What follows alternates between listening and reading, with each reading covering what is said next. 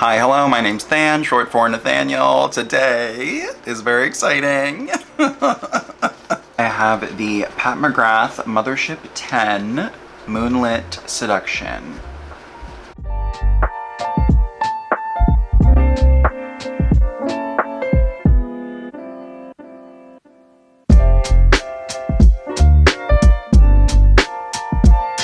As many of you know, I'm a Pat McGrath collector, you could say. I don't have everything from her. Now I have 7 out of the 10 Motherships, so I'm gonna be doing tons of comparisons. Except for the golds. I won't be comparing golds because that'll just take so long. And just some things to go over before we get started with the eye look. Typically, with these larger Mothership palettes, the 4 shades on the end here are what people refer to as the special shades, which are essentially just like baked shades. Usually there's like a gold, a topper, a really stunning metallic sort of glitter shade, and then like a duochrome, flippy, or like just fun color in general, you know. In this one and lately, I think she's just starting to like slowly abandon that baked formula. I don't know if it's gonna be permanent, but she's kind of switched over to these really nice and smooth metallics. Way better than her old metallic formula, just like very improved. They're like dry and smooth, but they swatch on and go on very creamy and wet looking. So I'm a really big fan of this formula actually. Like when you look at this formula in the pan, it literally looks slick. Like that's how like wet looking they are, but they do feel more like dry to the touch. I wouldn't say I like it more than the big shades, but I don't necessarily like it less. Like I used to always be about like, give me those big shades, and now I'm like, you know, I feel like I have, you know, enough of the Tom Ford baked shades, the new Guerlain palettes baked shades. I don't know, I have enough baked things, and I don't necessarily need a baked shadow for it to feel luxurious anymore. But yeah, so basically in this new one, there are no baked shades. And in the last palette, let me just grab that. This is Mothership 9 Utopian Dream. And in this one, she has 3 baked shades and then 1 of the new sort of metallic-y formula in there, and it's like a trio chrome or whatever. So now with the new one, there's none. I don't know if we're gonna see the big shades in newer palettes. I don't think she would abandon it completely, but I don't know. There's a lot of things that I wouldn't think that she would do that has happened, so I really don't like expect anything when it comes to Pat McGrath anymore. What hasn't changed in this one is this Skin Show formula, which I just think should just be replaced with either another matte or another really sparkly shade, because in my opinion, the Skin Show shades, they just seem dated, you know, it's very dated, and it's just not special in any way. At least with the mattes, you know, they're very blendable and whatever. But with the Skin Show shade, they're just so basic. Let me rip off the mirror plastic for you. Oh. And another thing about these shadows that I've observed just from doing the swatches and everything, is that this duochrome shade here, it's a little bit flakier than the other ones. So I don't know if that has something to do with just like the pigments and everything. But yeah, it's just a little bit flakier. You can certainly, you know, smooth it out. It's not chunky. It's just a little bit flakier. Okay, so I've been going back and forth with what kind of look I want to do with this palette, because you can go the very neutral route, and that's what I was kind of leaning towards when I first started brainstorming, because there's that gorgeous platinum and the golds or whatever. But then I was like, I feel like a lot of people are gonna wanna see the duochrome. So we're gonna play with the duochrome. I think I'm gonna do like a smoky Victoria Beckham liner, and then we're gonna, you know, add the rest of the shades. But I wanna do the liner as like a base. So yeah. Also, of course, my face and everything is already done. I have the Lancome Karen Glow foundation on in the shade 110C. I primed with the Glossier Future Dew. I used the KVD Good Apple Concealer in the shade Light 107. The Morphe Contour Stick in the shade Effect 12. The Vital Press Skincare Powder in Pink Bubble from Westman Atelier. Gucci Bronzer in the shade number 1.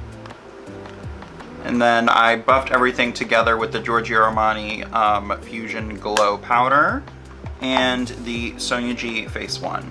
Okay, so let me get started with this liner as a base. This is the Victoria Beckham Bordeaux Kajal liner, the Satin Kajal liner, my favorite liner formula. So I'm just starting off lining the waterline a bit.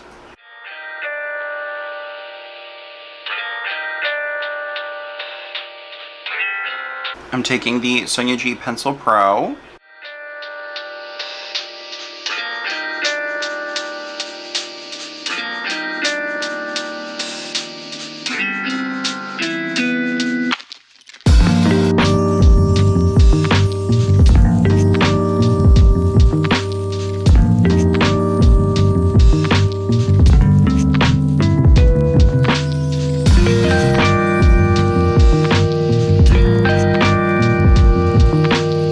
I'm gonna go into the mattes. So I'm taking the Sonia G Worker 3. This is my favorite eyeshadow brush.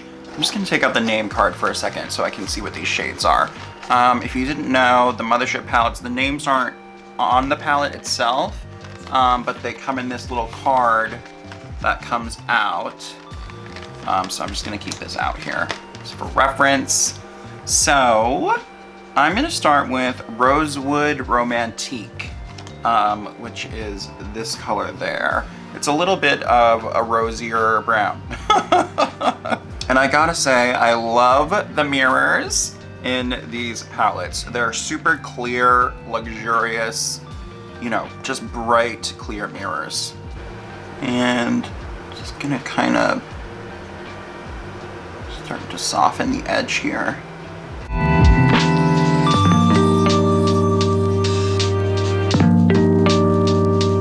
I'm taking the Sonia G Soft Definer from the Lotus Set and going into the Rosewood shade again.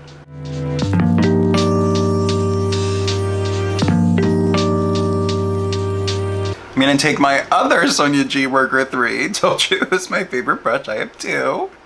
Let's go into Plum Cabaret, which is the plummier shade here.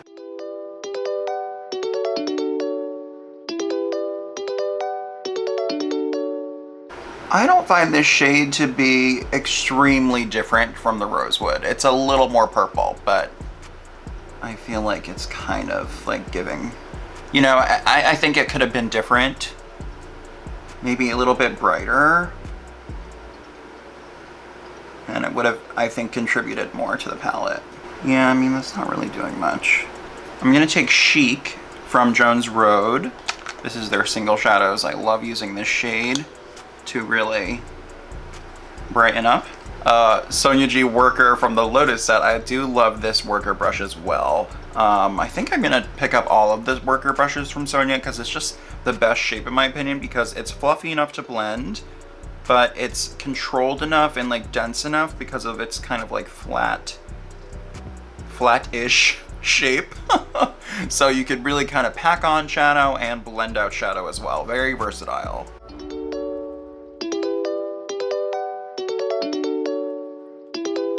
Now, VR Sextasy is this sort of like maroony teal shift here. It's a little bit orangey maroony, but I think it's still gonna go good with this liner. Gonna try not to pick up too much because these shades tend to have some fallout since the really sparkly ones.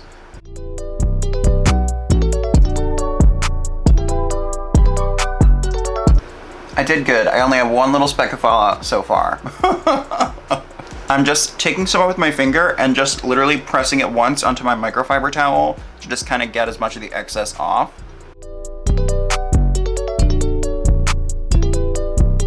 Now I want to take Extreme Nocturne, which is this sort of ashy brown, ashy smoky brown. Taking one of the worker brushes again.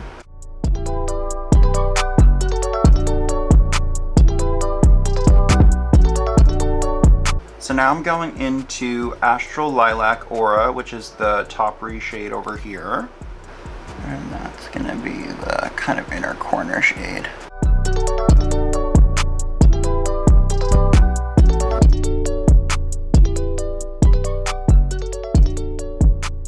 Okay, so I'm taking the Rever number 3, this little itty bitty pencil brush here, going into the Skin Show shade, which is Skin Tense Glow.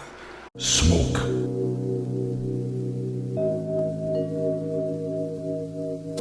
Just touching up the waterline a bit.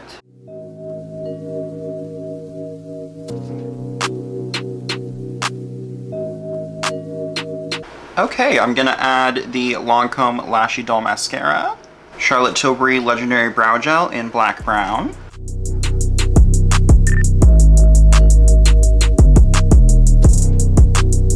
Now, I'm trying to decide on the lip. These are all Lisa Eldridge lipsticks here. I think I'm gonna do Kitten Mischief? So, Kitten Mischief it is. I think for blush, I'll do Westman Atelier Bichette here. Swipes from the back of my hand. Lisa Eldridge Flat Foundation Brush.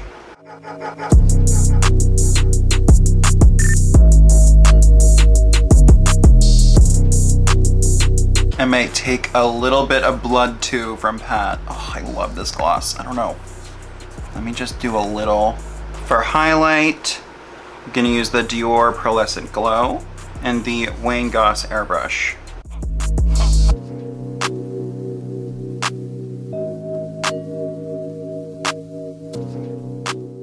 Okay, I think this is the finished look, so let's zoom in and then we'll go over my final thoughts and do some swatch comparisons, all of that.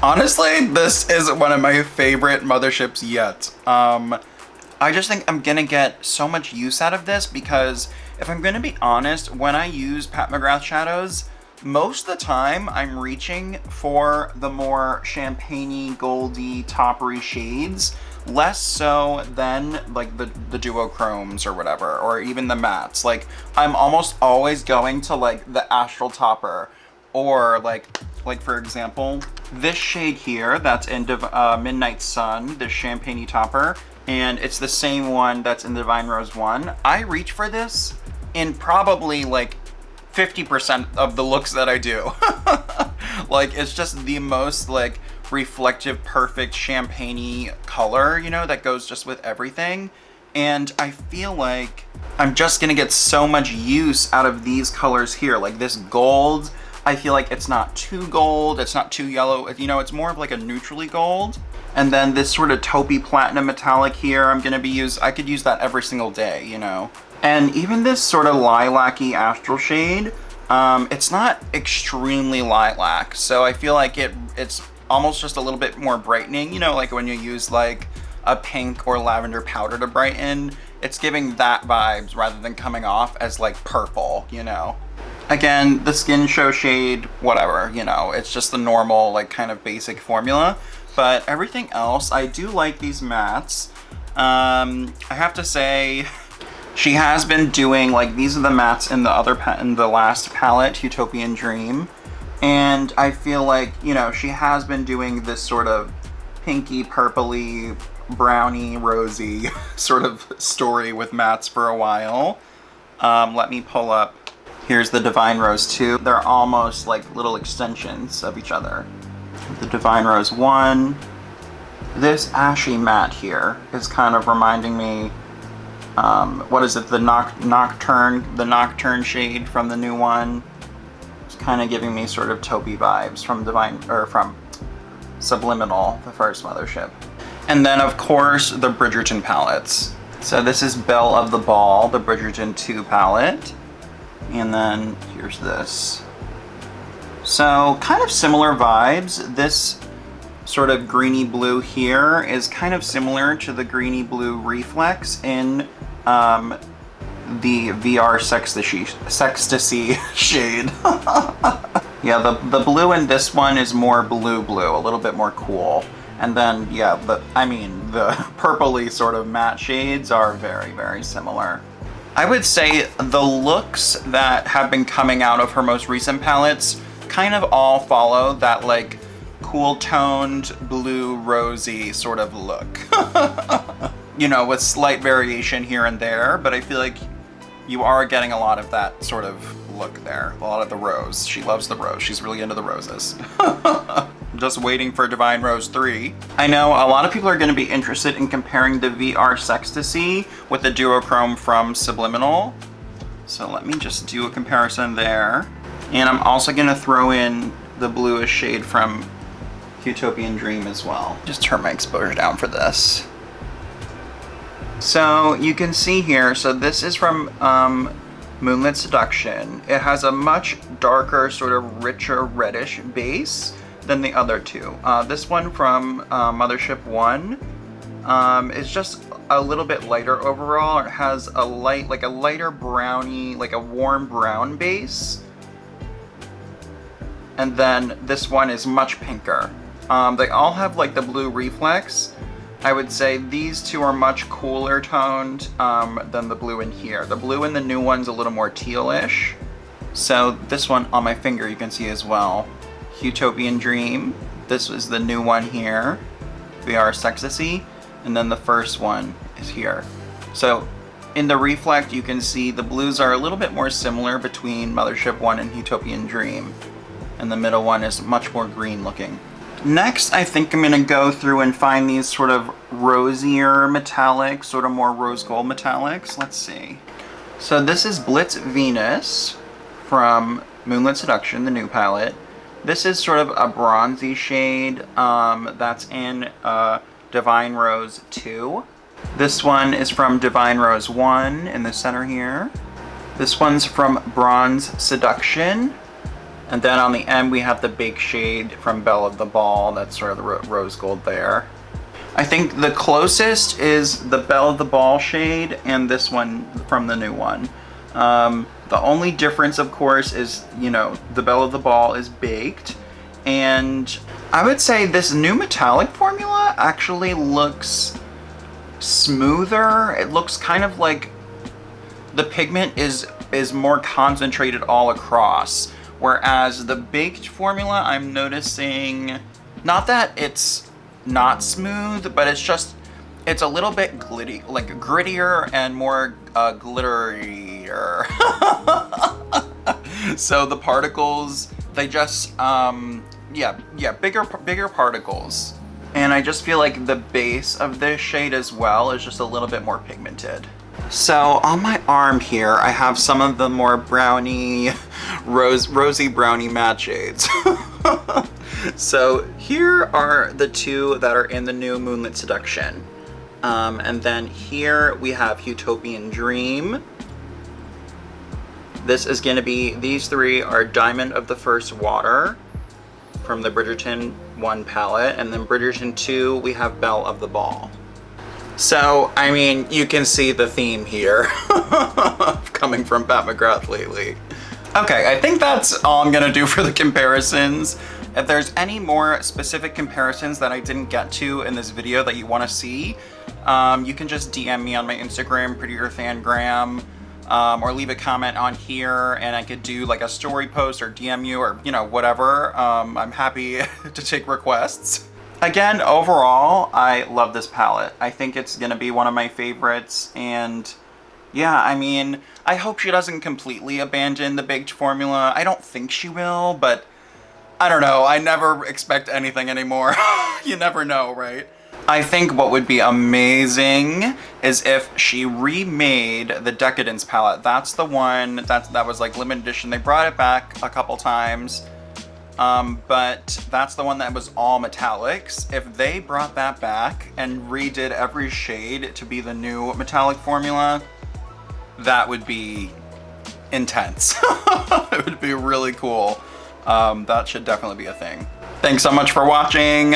Please like, comment, and subscribe. I'm getting closer and closer to 1,000, almost 800. Please help me out. Ring the bell, so you're notified every single time I upload a new video. Follow my Instagram, prettier_than_Graham. Follow me on Newness, so you're notified every single time I'm doing a live stream. Okay, goodbye.